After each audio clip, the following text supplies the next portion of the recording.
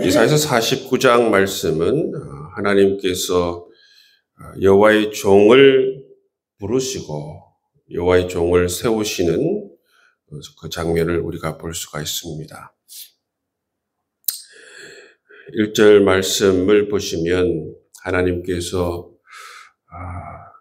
여호와의 종을 부르시는 모습을 볼 수가 있습니다. 여호와께서 태에서부터 나를 부르셨고 내 어머니의 복중에서부터 내 이름을 기억하셨으며, 하나님께서 이스라엘을 향한 비전을 선포하셨어요. 내가 너를 구원하리라, 이 비전을 선포하셨고, 이제 구체적으로 이 비전을 실행할 자, 하나님의 종이죠. 이 비전을 실행할 자인 여호와의 종을 하나님께서 택하시고 부르시는 것을 볼 수가 있습니다. 부르셔서 그에게 정확한 그러한 사명을 주세요. 그 사명은 뭐냐 하면 바로 이스라엘을 구원하시는 사명을 허락해 주시는 것을 볼 수가 있습니다. 3절 말씀에 보시면 내게 이르시되 너는 나의 종이요 내 영광을 내 속에 나타낼 이스라엘아 하셨느니라. 하나님께서 이 여호와의 종을 통하여서 이스라엘에 대해서 말씀하십니다. 너는 나의 종이요 내 영광을 내 속에 나타낼 이스라엘이라. 그렇게 하나님께서 말씀하신다는 것입니다. 이 말씀을 들은 여호와의 종이 마음속으로 어떻게 생각했냐 하면 4절 말씀에 보면 그러나 나는 말하기를 내가 헛되이 수고하였으며 무익하게 공연히 내 힘을 다하였도다. 이건 헛된 일이다. 그렇게 생각했다는 거예요.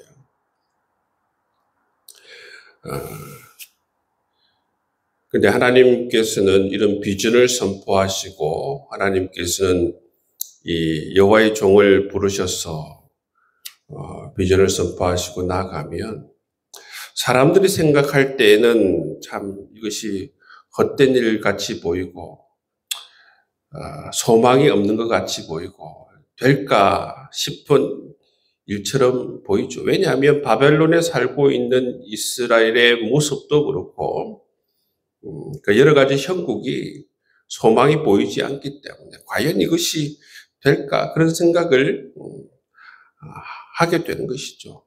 여호와의 종으로 부름받은 사람도 그런 생각을 하게 되었다는 것입니다.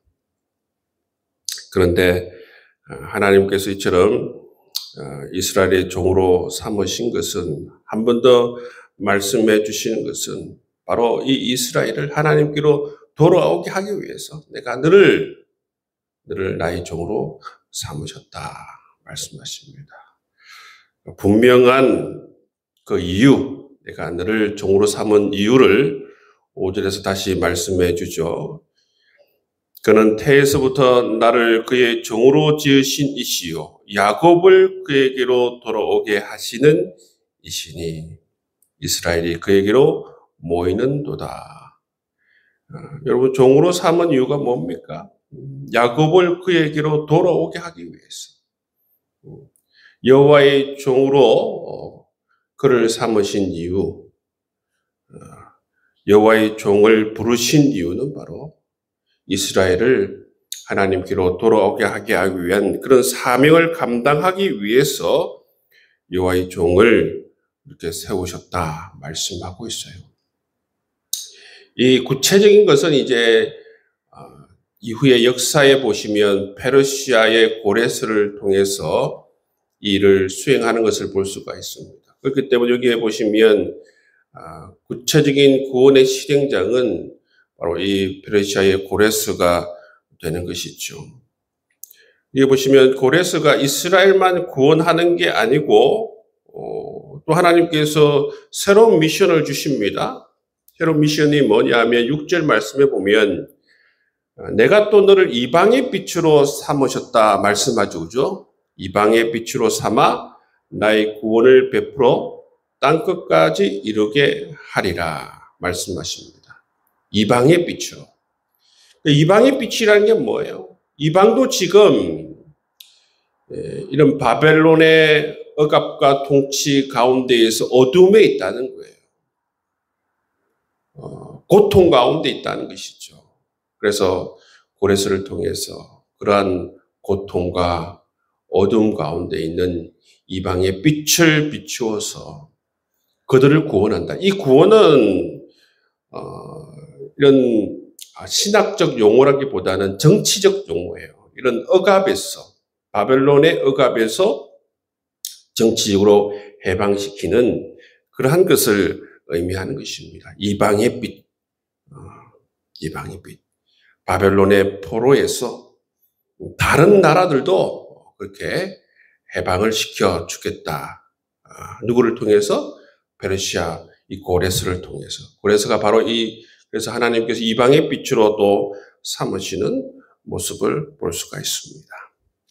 이처럼 하나님께서는 이스라엘 향한 구원의 계획을 선포하실 뿐만 아니라 구체적인 실행자인 여호와의 종을 부르셔서 그에게 또 사명을 부여하시고 또 구원을 선포하게 하시는 모습을 우리가 볼 수가 있습니다.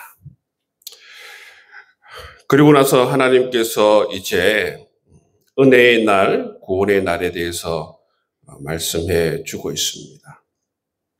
8절 말씀해 보시면 여호와께서 이르시되 은혜의 때에 내가 내게 응답하였고 구원의 날에 내가 너를 도왔도다 말씀해요. 은혜의 때가 있다는 거예요. 은혜의 때. 구원의 날이 있다는 것입니다. 구체적인 그러한 때와 구체적인 날이 있다는 거예요. 해방의 날이 있다는 것입니다. 이스라엘 백성들이 지금은 그것이 보이지 않고 지금은 그것이 믿기지 않지만 구원의 날이 있다는 것입니다. 은혜의 날이 있다는 거예요. 그러한 날에 내가 너를 도우겠다. 그래서 그 날에 다시 내가 너를 언약의 백성으로 삼고 나라를 일으키고 그 땅을 기업으로 상속하게 하겠다. 그렇게 말씀해 주고 있습니다. 그리고 또 구체적으로 또 말씀해 주시죠. 잡혀 있는 자들에게서 이르기를 나오라. 흑암에 있는 자에게 나타나라 하리라. 그들이 길에서 먹겠고 모든 헐벗은 산에도 그들 풀밭이 있을 것인즉 줄이거나 목마르지 아니할 것이며 더위나 볕이 그들을 상하지 아니하리라. 그들을 이끌되 샘물 건너로 인도할 것이다. 이 내용은 사실 여러분 처음 있었던 내용이 아니에요. 출애굽의 하나님, 이 바벨론에서 이스라엘을 해방시키는 하나님을 바로 이 제2의 출애굽이라고 우리가 말할 수 있습니다. 다시 이들을 바벨론에서 또 이끌어내어서 이스라엘 백성들을 출애굽시켜서 광야에서 인도하시듯 똑같이 그들을 인도하셔서 이처럼 먹이고 입히시고 하시는 그 하나님. 그 하나님을 경험하게 해 주시겠다. 그렇게 말씀해 주시는 것을 볼 수가 있는 것이죠. 그래서 이 하나님을 찬양하라. 하늘이여 땅이여 이 하나님을 찬양하라. 기뻐하라. 그렇게 말씀하시는 것을 볼 수가 있습니다. 여러분, 우리 하나님께서는 이처럼 구체적으로 구원의 날을 계획하시고 은혜의 때를 계획하시고 또 이들을 정말 약속의 땅으로 다시 자기 자신의 고토로 이끌기 위해서 구체적인 계획을 가지고 계신 분이 바로 우리 하나님이세요. 하나님이세요. 그런데 바벨론의 포로로 있는 이스라엘 백성들은 이러한 하나님의 마음도 모르고 이러한 하나님의 계획도 모르고 어떻게 말하고 있다는 것입니까? 어떻게 생각하고 있다는 거예요? 하나님은 나를 버리셨다. 하나님은 나를 잊으셨다. 이런 말을 하고 있다는 거예요. 14절 말씀 보시면 오직 시온이 이르기를 여호와께서 나를 버리시며 주께서 나를 잊으셨다 하였거니와. 여러분, 하나님께서는 이처럼 이스라엘 향한 구원을 선포하시고 이 구원의 구체적인 실행자인 페르시아의 고레스를 준비하고 그에게 사명을 주시고 은혜의 때를 하나님께서 구체적으로 예비하시며 어떻게 이끌겠다 하나님께서 생각하고 계시는데, 바벨론의 포로로 잡혀 있는 이스라엘 백성들은 우상을 숭배하며 그들의 마음에 이르기를 여호와께서 나를 버리셨다, 나를 잊으셨다. 여러분, 이런 말을 하며 산다는 것이죠. 정말 여러분, 왜 이스라엘 백성들이 바벨론에 살게 되었습니까? 하나님이 이스라엘을 버리셔서 여러분 이스라엘 백성들이 바벨론에 살게 되었어요? 아니잖아요. 하나님께서 참으시고 또 참으셨는데 그들이 계속 언약을 깨고 오히려 그들이 하나님을 버리셨기 때문에 하나님께서는 자식을 잃지 않기 위해서 바벨론을 막대기로 사용하시기 위해서 그들을 정말 징계하여서라도 그들을 정말 단련하여서라도 다시 한번 자식으로 삼기 위해서 보낸 것 아닙니까? 자기 자신들이 잘못한 것을 생각하지 않고 뭐라고 생각합니까? 주께서 나를 버리시고 주께서 나를 잊으셨다. 이런 생각을 한다는 것입니다. 정말 어처구니 없는 그런 생각입니다. 이런 정말 철없는 이스라엘 향해서 하나님께서 뭐라고 말씀하세요? 15절 말씀 보시면 여인이 어찌 그 젖먹는 자식을 잊겠으며 자기 태에서 난 아들을 긍휼히 여기지 않겠느냐.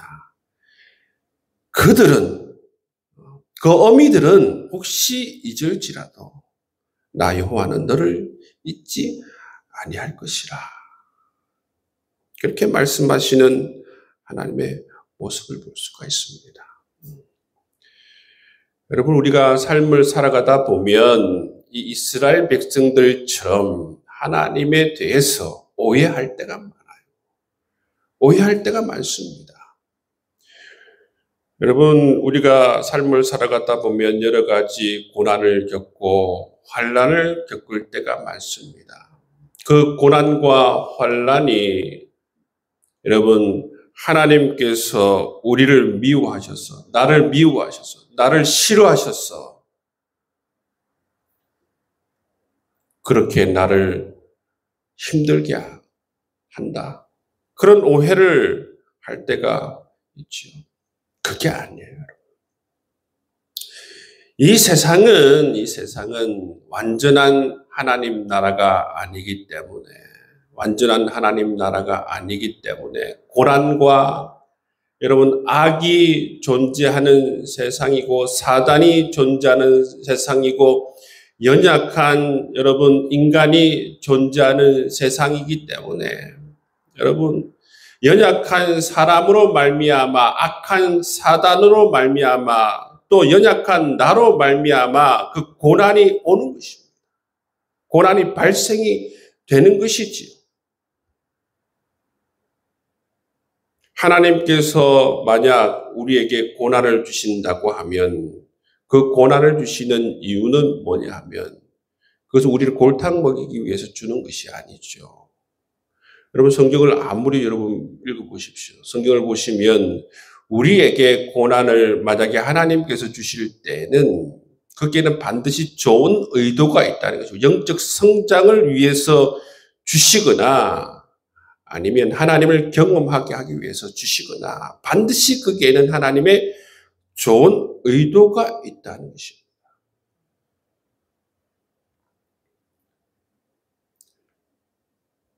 여러분, 이 말씀을 통해서 우리가 하나님을 온전히 잘 이해하고 잘 알아가는 것이 필요합니다.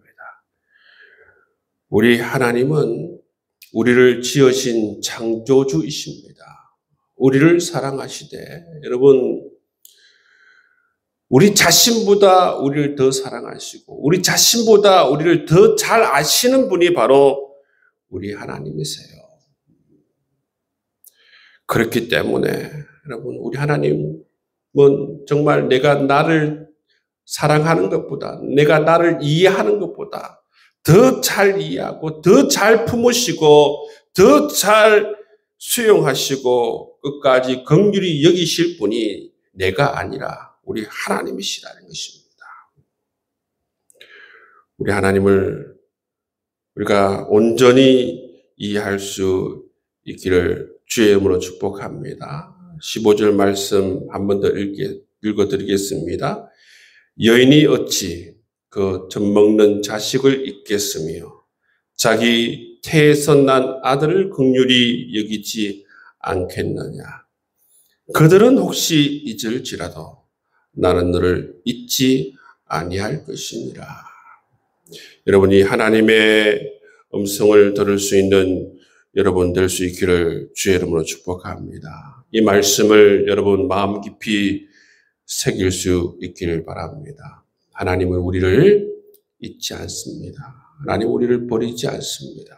하나님 우리를 사랑하시되 끝까지 사랑하시는 분이시고 하나님은 우리를 사랑하시되 죽기까지 사랑하시는 분이심을 여러분 확실히 믿을 수 있는 여러분 될 수 있기를 주님의 이름으로 축복합니다.